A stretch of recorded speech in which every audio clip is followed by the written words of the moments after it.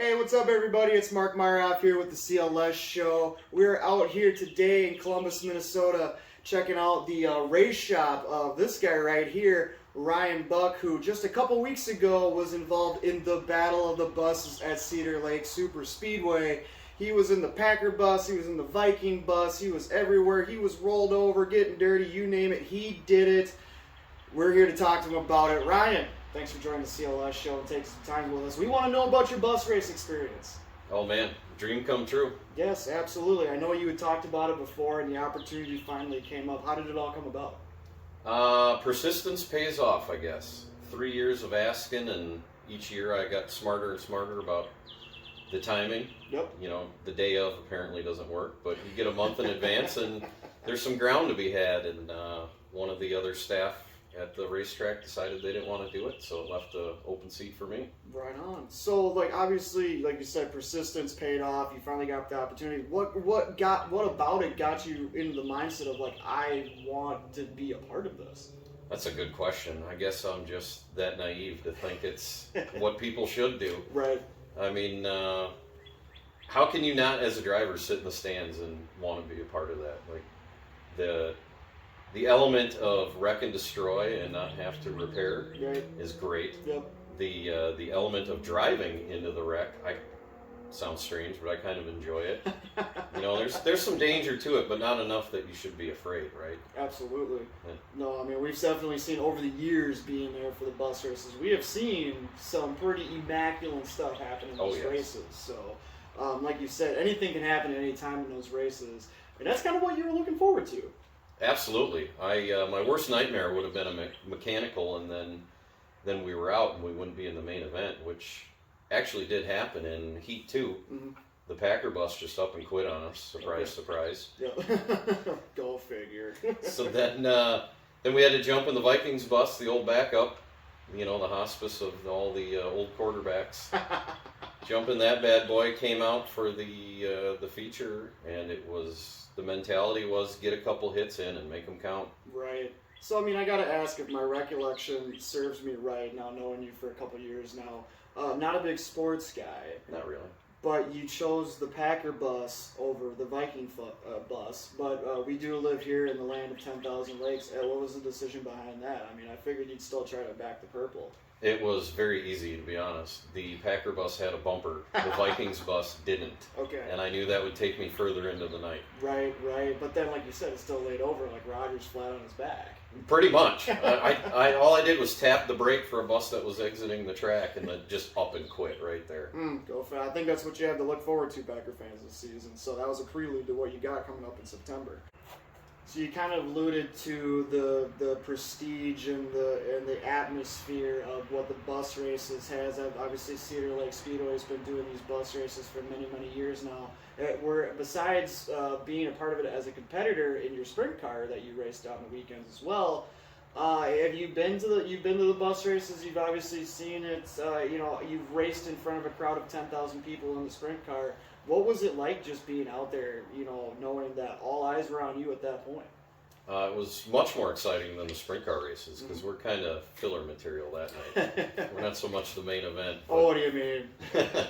I had more fans for bus races than I have on a regular Saturday night, so that should tell you something. But the atmosphere for the bus races is like no other because everybody is there for one thing, and that's carnage. Right. And knowing that you're up against that, it really isn't much pressure. It's a very enjoyable evening, and getting to meet some of the drivers who are teachers and school staff and hearing what they do and how they support their communities adds a whole nother layer to it that absolutely. Honestly I wasn't as familiar with because typically we're racing that night and I don't get to hear the interviews and get in the circle of the whole bus atmosphere. So right. It's a nice thing that the track does for everybody, not only for the entertainment value, but bringing the communities together, getting schools involved. Absolutely. Getting wrenches in kids' hands and paintbrushes and whatever else. Yeah, I mean, like you said, you hit the nail on the head right there. They get these buses, they ship them out to the school districts that are involved, the shop department, the art department, just regular students that might not even be in both of those departments. They are involved. They come out to the track. they get the atmosphere. Obviously, like you said, they're there for the bus races, but now they're like, they see the other classes run, like, oh man, this is pretty cool. You might get, it might not be all 10,000 fans, but you might get some return fans as well. And it's just a win-win for everybody involved. I mean, you had everybody from the superintendent, shop teachers, you name it, that were involved with this. And like you said, listening to the interviews, some of these guys, this was their first year. Some of these guys, it was their 10th year doing it, And just like you said, super cool. And, you throw a sprint car racer into the mix, it makes it a little interesting. I had a fellow sprint car racer call me out as being crazy. Really? For wanting to do the bus races, yeah. Really? I was like, isn't that a little bit of pot and kettle there? We're both crazy in our own way. Hey, well, we like to race our tumble buggies every weekend, so. Yep. I prefer not to tumble. No, not at all. But like you said, you took the Packer bus out there. She broke down on you. So you get out there, they put you back in the purple People Eater bus. Apparently Tommy Kramer was driving that one. Apparently, according to Brad. And you go out there and made a couple laps, and then, like you said, the carnage began. What happened? Well, first off, it was a mad dash to get in the bus. Getting it situated, getting the belts going. The rain kind of accelerated the program Saturday night. So it was a little chaotic getting out there, and I know we had everything right, but as soon as the light went green, my seatbelts popped loose. See, I personally take responsibility for that one. I was your seatbelt guy all night before that. Yeah, you were in the Packer bus, but you weren't around for the Vikings bus. I was doing medium. That's all right. That's all right. So, light goes green. I go across the finish line there and immediately pull off. Try to reset myself, hoping they'll let me back in. My fear was they were just gonna say whatever. Yeah, lights out. I have a hard time seeing that though. At that event, I was maybe a little paranoid, I guess. Pull up to staging there, they waved me in, and another bus had already flipped. Yep. So we were shut down for red. That gave me another couple minutes to gather myself again, recheck my belts. And unlike regular races, we go green and we move from there. There's no reset in the lineup. Nope. And the old Purple People Eater really didn't have the power to keep up with those high school kids. Wasn't really eating? Yeah, that are turning up the turbos, and I think there was propane injection in one of them. Some of them buses were moving, man. Yeah. It was crazy what these kids come up with in these shop classes to get these things moving. Yep. Like, could you imagine that being the bus that's dropping you off at home every day after school? You'd have way more time back in the day. Being a bus driver would be a whole different status in society. I believe it. I think they wouldn't have a problem trying to find bus drivers. Yeah, exactly. But once we got going again, we were grouped up, I think 3, maybe 4 wide coming out of 2. And I knew that was my moment because these guys were going to leave me by the end of the straightaway. Right. So I started turning into Chisago Lakes with the big badge on the side there. Yep. And I'm pretty sure without that bumper, I already messed up the front end, just making that one move. And I don't recall who was behind me, but somebody put a pit on me immediately because as soon as I got off of that bus, the rear end was coming around. Right. There was really nothing I could do to try and save it. And then I thought to myself, well, this is exactly what I wanted, so, just go with the flow. Might make it work. Yep. And then as I spun around, I was almost looking, at least I could see down the backstretch there at the traffic coming at me, and the class of 2020 bus was squared up right on me, and I hoped that those old belts were going to do their job when it counted. Yep. And I felt the hit. It wasn't too bad, but man, it was quick. I was on my side before I knew what happened. Yeah, and you didn't. Like you said, you have the time lapse video. You had a little problem with the GoPro. Yeah, typical GoPro. But you landed passenger side, correct? You didn't have driver's side, so that probably helped a little bit. Yeah, that was the nice thing too. I knew getting hit up, as long as you didn't square up on the cab, getting hit on that side was preferred. Absolutely. So yeah, that was put an end of the night for you, but not really. Well, I mean, you got off the bus and you got a pretty good cheer. Well, before that, I had to get out of the jungle gym. Right. That seat was probably 4 or 5 feet off the ground. Oh, was it? Oh yeah, you had to plan your release. Oh wow, I guess I didn't even get a chance to look inside. Yeah, unfortunately the video doesn't capture a whole lot of it. But, okay. I think the seat was about eye level when I stood on the wall of the bus, now on the ground. Wow. When I got out, I had to hold the bar before I released. So you're getting some pull-ups in too. Well, so I'd land feet first was my hopes. And then getting out of the bus, the crowd was going crazy. I climbed through the mud, got in the infield, and it was a gladiator moment. Heck yeah. It was the middle of the Coliseum. Absolutely. Yep. No, it was a fun time out there a couple weekends ago during the bus races. I'm glad you got to take it. When you told me about it, I already knew that you're a jack of all trades, man. You drive a sprint car on the weekends. You've also got your autocross cars that are sitting off to our right here. Just did some rally racing just this last weekend as well. Rally cross. Rally cross Not quite racing. as extreme as those rally guys. Right. I mean, you drive anything, man. 2 weeks ago, you traded in 4 wheels for 6. Yep.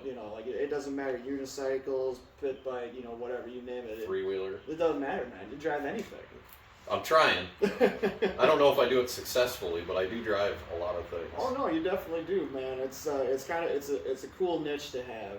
Like some guys that just want to drive one thing. You're like, just get me behind the wheel of something, and I want to drive it. Yeah, it's all the sensation of the speed and the G's and the exhilaration of the next corner, whether it's an oval track or an autocross with left and rights, or even a high-speed road course. Right. Well, even back here at your home that we're at right now, your shop here in Columbus, you got a little track out in the woods there that you whip your cart around on as well. I haven't taken the cart out yet. Well, actually, I took that cart out a couple times. There's go. a video of that one. Perfect. But yeah, it's just the thrill of the sensations. I admire anybody that competes in anything motorized, but for me, I can't just sit and watch and do it. I gotta experience it. Absolutely, man. So, hopefully, this is everything went well. We got you in the bus this year. Now, goal, get you back in the bus next year, right? And the year after. Right. The year after. Let's get that 5-year contract locked in. Brad, we're talking to you, man. Yeah. This guy right here, he's your guy. It's an easy contract. It just requires a signature. So hopefully that all works out for you, buddy. It was a great time. I could just tell the excitement in your voice when you told me that this was going down. I knew you were jacked for it. Oh, absolutely. I skipped a sprint car race just to do this. Yes, you did. Yes, you did. Yes, you did. As you can tell here, we got the wing panel, the wings, right behind us here. You just got actually off a weekend of racing this last weekend. The opener. The opener, yes. Yeah. The opener for I guess kind of technically Cedar Lake, since they didn't run features 2 weeks ago, if you want to get technical. Yeah, you could get real technical. Same for the Upper Midwest Sprint Car Series, is what you drive your number 57 sprint car in as well. Mm-hmm. Kind of quickly, 2023 season just getting kicked off here. You just ran this last Saturday night. How did it go for you? A lot better than I expected. I did the math. I've been out of that car for 9 months. Wow. Yeah. Time. No practice laps, no testing tunes, no nothing. And then I'll admit it's a bit intimidating going out with a wing on for the first time. There's some serious action out there. You don't just make parade laps for fun. You got to be in it for a purpose. And confidence was good. I had an outstanding battle for who knows what position towards the back. But we raced like it was 1 and 2, and it was a fantastic night. That's all you can ask for, right? Yep. Absolutely, man. So what's the plans for 2023? You're going to try to get as much in at Cedar Lake with the sprint car, do some autocross? What's the plan? It'll be mostly sprint car this season. I got a couple of autocrosses lined up. One of them's a hill climb, which is quite exhilarating. Absolutely. I mean, that's the real deal, too. You don't take that lightly. No, I know you and me have talked about it before in the past, and you've told me some things, showed me some videos. It's quite the deal. Yeah, it's a good time, but take it easy on the old cars this year. Try to beat up the sprint car without breaking it too hard, and if all goes well, we'll be running through the season and be back for 2024. Absolutely, man. Sounds like a plan. Well, before we let you go, a couple more questions. First of all, obviously, your home track with the sprint car, Cedar Lake Speedway. Mm-hmm. That's where you race most of the time with the sprint car. You got to do the bus races at Cedar Lake. Just because of the history behind Cedar Lake and the prestigious Cedar Lake and going there, what does it mean to you to be able to go and race at Cedar Lake Speedway? I'm a bit of an outsider at Cedar Lake, mainly because I don't have that history of being there for years or watching the different classes and knowing some of the big names that have become legends there. Right. I mean, I'm a very tiny little legend at that track for all the wrong reasons. Might be a light pole in turn 1 with your name on it. Oh, it's definitely got my name on it. I left my mark. But it's, I don't feel like an outsider, but I don't have that warm, cozy blanket that everybody has at Cedar Lake. But I do thoroughly enjoy going there. The people are great. The competition is always good on and off the track. Mm-hmm. Camaraderie's great. another huge advantage, and some people take this for granted, but I sleep in my own bed after every race. Yes, you do. I'm not on the road. It's a quick drive home. It's and for that reason, I really enjoy being there, just because it's an easy way to scratch an itch of racing cars. Absolutely. Did you go to Cedar Lake before that? Before you got behind the wheel racing there? Did you ever go there and watch the race? Ironically, when my wife and I started dating, for about 2 years, we went to the outlaw races. Okay. World of Outlaws. Yeah, for sure. Just as something to do on a Saturday night, not being sprint car fans, dirt track fans, just a Saturday night activity. And wind the clock, 16, 17 years, and here I am racing with them. Right. Not in their heats, but no. I've been there on Outlaw Night. Absolutely. You're still back there in the pits, the atmosphere of it. You're still there with the best of the best. Yep. Doing what you love to do. So if there's a lesson to be learned there, it's never count anything out in life. No. You never know where it's going to take you. Absolutely. I couldn't agree more, man. Then, of course, the question of all questions. Green chili burrito or cheeseburger? What are we doing? I've tried them both, and I'm sure I'm going to get some booze, but I'm not the green chili burrito guy. It's not bad, but I prefer the cheeseburger. There you go. After a long night of racing, I won't eat until the races are over. Right. It's just it doesn't upset my stomach, but it feels weird. You would be actually surprised. A lot more guys do that than you think. I can probably rattle off 5 or 6 that do the same thing. Well, I know some that will have a sick stomach without eating. Well, yeah. I've heard of them. Oh yeah. But yeah, eat a lunch and wait till the feature's over before I really eat or drink anything. And that's when we're going for the cheeseburger. Absolutely, the cheeseburger with some onions. There you go. 1 vote for the cheeseburger, 0 for the green chili burrito. Well, Ryan, I appreciate you letting us stop by here, get a few minutes with you, talk about the Battle of the Buses. Hopefully, we see you back in a bus in 2024. I certainly hope so. So then we can do this all over again. You know, maybe we'll get a hold of this bus before you get behind the wheel of it. Well, wouldn't that be nice? Make a couple modifications. I know a couple guys You now, know what too. I mean? Yeah. You know what I mean? We'll put turn the wrenches on. We'll get it souped up for you. I had plenty of fans and kids waving at me this year. I hope to be waving back at them next year. All right, man. Well, let's make that absolutely happen for you. Sounds great. You want to thank anybody before we let you go?